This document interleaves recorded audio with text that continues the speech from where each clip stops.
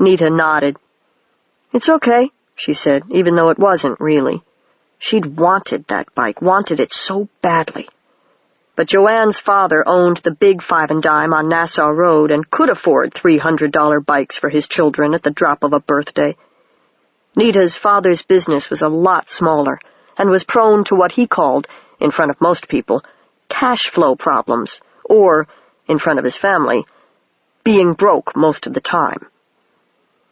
But what does Joanne care about cash flow or any of the rest of it? I wanted that bike. "Here, dreamer," her mother said, tapping her on the shoulder and breaking her thought. She handed Nita an ice pack and turned back toward the stove. "Go lie down or you'll swell worse. I'll bring you something in a while." "Shouldn't she stay sitting up?" Nita's father said. "Seems as if the fluid would drain better or something." "You didn't get beat up enough when you were younger, Harry," her mother said. "If she doesn't lie down, she'll blow up like a basketball. Scoot, Nita." She scooted around the corner into the dining room, around the second corner into the living room, and straight into her little sister, bumping loose one of the textbooks she was carrying and scattering half her armload of pink plastic curlers. Nita bent to help pick things up again. Her sister, bent down beside her, didn't take long to figure out what had happened. "Varela again, huh?" she asked. Daireen was 11 years old, red-headed like her mother, gray-eyed like Nita, and precocious. She was taking 10th grade English courses and breezing through them, and Nita was teaching her some algebra on the side. Daireen had her father's square-boned build and her mother's grace, and a perpetual cocky grin. She was a great sister, as far as Nita was concerned, even if she was a little too smart for her own good. "Yeah," Nita said. "Look out, kid, I've got to go lie down." "Don't call me kid. You want me to beat up Varela for you?" "Be my guest," Nita said. She went on through the house, back to her room. Bumping the door open, she fumbled for the light switch and flipped it on. The familiar maps and pictures looked down at her, the National Geographic map of the moon, and some enlarged Voyager photos of Jupiter and Saturn and their moons. Nita eased herself down onto the bottom bunk bed, groaning softly. The deep bruises were beginning to bother her now. "Lord," she thought, "what did I say? If Darry does beat Joanne up, I'll never hear the end of it." Daireen had once been small and fragile and subject to being beaten up, mostly because she had never learned to curb her mouth either, and Nita's parents had sent her to jujitsu lessons at the same time they sent Nita. On Darry, though, the lessons took. 1 or 2 overconfident kids had gone after her about a month and a half into her lessons and had been thoroughly and painfully surprised. She was protective enough to take Joanne on and, horrors, throw her clear over the horizon. It would be all over school. Nita Callahan's little sister beat up the girl who beat Nita up. Oh, no, Nita thought. Her door opened slightly, and Darry stuck her head in. "Of course," she said. "If you'd rather do it yourself, I'll let her off this time." "Yeah," Nita said. "Thanks." Daireen made a face. "Here," she said, and pitched Nita's jacket in at her, and then, right after it, the book. Nita managed to field it while holding the ice pack in place with her left hand. "You left it in the kitchen," Daireen said. "Gonna be a magician, huh? Make yourself vanish when they chase you?" "Sure. Go curl your hair, runt." Nita sat back against the headboard of the bed, staring at the book. Why not? Who knows what kind of spells you could do? Maybe I could turn Joanne into a turkey. As if she isn't one already. Or maybe there's a spell for getting lost pens back. Though the book made it sound awfully serious, as if the wizardry were for big things. Maybe it's not right to do spells for little stuff like this. And anyway, you can't do the spells until you've taken the oath. And once you've taken it, that's supposed to be forever. Oh, come on, it's a joke. What harm can there be in saying the words if it's a joke? And if it's not, then I'll be a wizard. Her father knocked on her door, then walked in with a plate loaded with dinner and a glass of cola. Nita grinned up at him, not too widely, for it hurt. "Thanks, Dad." "Here," he said, after Nita took the plate and the glass and handed her a couple of aspirin. "Your mother says to take these." "Thanks." Nita took them with the Coke while her father sat down on the edge of the bed. "Nita," he said, "is there something going on that I should know about?" "Huh?"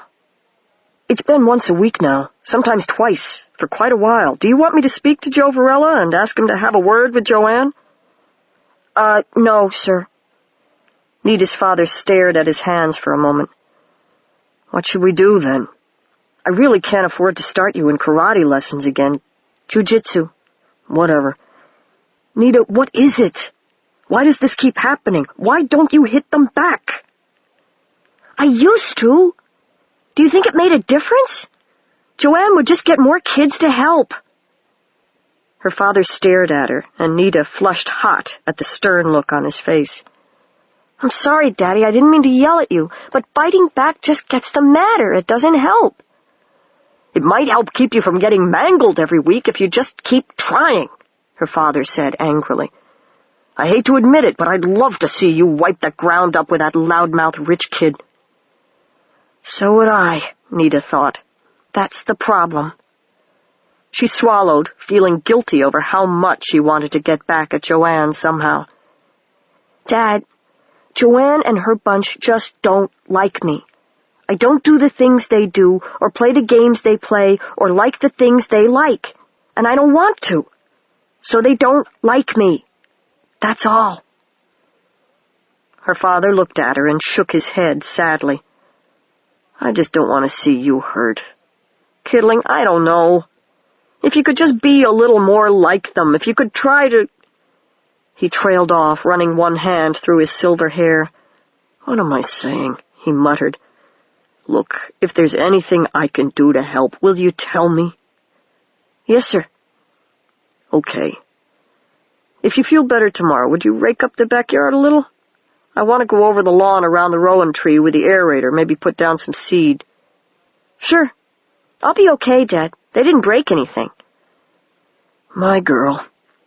He got up. "Don't read so much it hurts your eyes now." "I won't," Nita said. Her father strode out the door, forgetting to close it behind himself as usual. She ate her supper slowly, for it hurt to chew, and she tried to think about something besides Joanne or that book. The moon was at first quarter tonight. It would be a good night to take the telescope out and have a look at the shadows in the craters. Or there was that fuzzy little comet. Maybe it had more tail than it did last week. It was completely useless. The book lay there on her bed and stared at her, daring her to do something childlike, something silly, something absolutely ridiculous. Nita put aside her empty plate, picked up the book, and stared back at it. "All right," she said under her breath. "All right." She opened the book at random, and on the page to which she opened, there was the oath. It was not decorated in any way. It stood there, a plain block of type, all by itself in the middle of the page, looking serious and important. Nita read the oath to herself first to make sure of the words. Then, quickly, before she could start to feel silly, she read it out loud. "In life's name and for life's sake," she read, "I say that I will use the art for nothing but the service of that life. I will guard growth and ease pain. I will fight to preserve what grows and lives well in its own way, and I will change no object or creature unless its growth and life, or that of the system of which it is part, are threatened. To these ends, in the practice of my art, I will put aside fear for courage, and death for life, when it is right to do so, till the universe's end." The words seemed to echo slightly, as if the room were larger than it really was. Nita sat very still, wondering what the ordeal would be like, wondering what would happen now. Only the wind spoke softly in the leaves of the trees outside the bedroom window. Nothing else seemed to stir anywhere. Nita sat there, and slowly the tension began to drain out of her as she realized that she hadn't been hit by lightning, nor had anything strange at all happened to her. Now she felt silly, And tired, too, she discovered. The effects of her beating were catching up with her. Wearily, Nita shoved the book under her pillow, then lay back against the headboard and closed her hurting eyes. So much for the joke. She would have a nap, and then later she'd get up and take the telescope out back. But right now...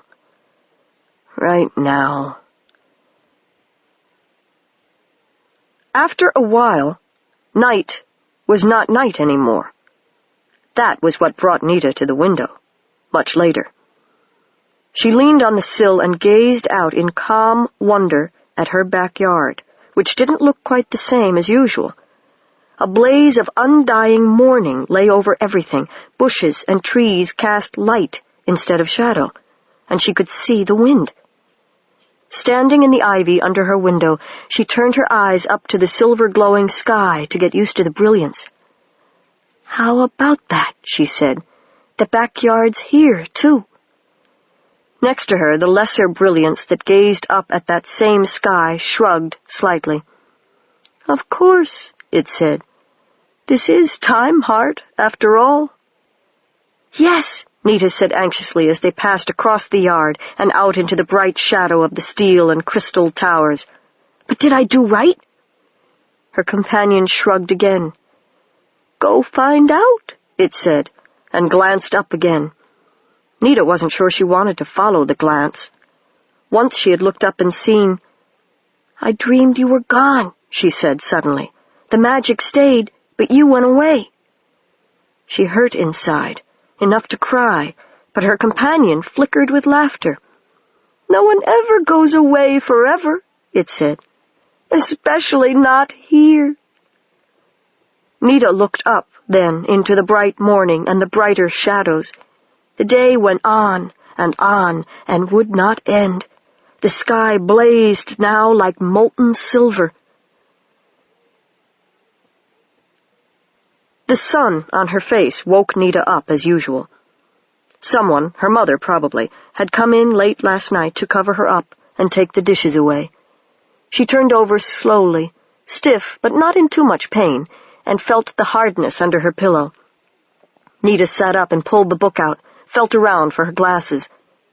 The book fell open in her hand at the listing for the Wizards in the New York metropolitan area, which Nita had glanced at the afternoon before. Now she looked down the first column of names, and her breath caught. Callahan, Juanita L., 243 East Clinton Ave, Hempstead, New York, 11575. 516-555-6786. Novice. Pre-rating. Her mouth fell open. She shut it. "I'm going to be a wizard," she thought. Nita got up and got dressed in a hurry. Preliminary exercises. She did her chores that morning and got out of the house with the book as fast as she could, heading for one of her secret places in the woods. If weird things start happening, she thought, no one will see them there. "Oh, I'm going to get that pen back, and then..." Behind the high school, around the corner from Nita's house, was a large tract of undeveloped woodland, the usual Long Island combination of scrub oak, white pine, and sassafras. Nita detoured around the school, pausing to scramble over a couple of chain-link fences. There was a path on the other side. After a few minutes, she turned off it to pick her way carefully through low underbrush and among fallen logs and tree stumps. Then there was a solid wall of clumped sassafras and twining wild blackberry bushes. It looked totally impassable, and the blackberries threatened Nita with their thorns, but she turned sideways and pushed through the wall of greenery undaunted. She emerged into a glade walled all around with blackberry and gooseberry and pine, sheltered by the overhanging branches of several trees. One, a large crabapple, stood near the edge of the glade, and there was a flattish, half-buried boulder at the base of its trunk. Here she could be sure no one was watching. Nita sat down on the rock with a sigh, put her back up against the tree, and spent a few moments getting comfortable, then opened the book and started to read.